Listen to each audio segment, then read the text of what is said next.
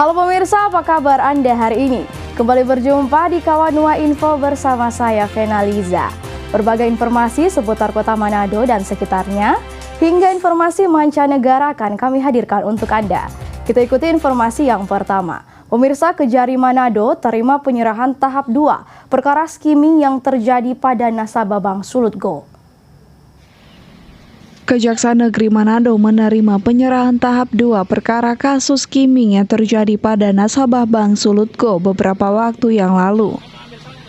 Kasus tindak pidana skimming dilakukan tersangka MI, CW, AL, yang diduga bersama-sama dengan MRM yang masih dalam daftar pencarian orang terjadi pada bulan Januari dan bulan Juni tahun 2022 melalui ATM Bank Sulut Go.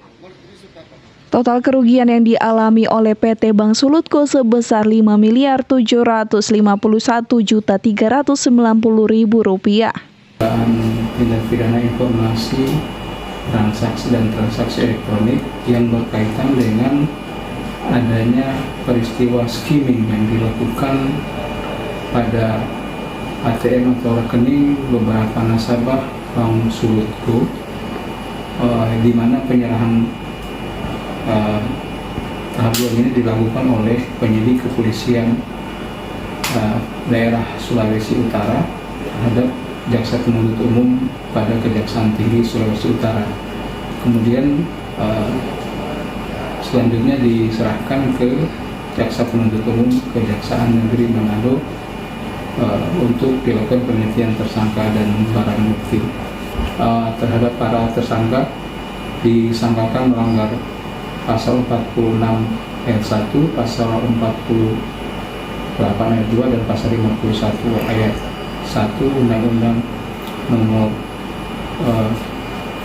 19 tahun 2016 berkaitan dengan Undang-Undang Informasi dan Transaksi Elektronik yang ancaman pidananya maksimal 12 tahun dan denda 12 miliar rupiah.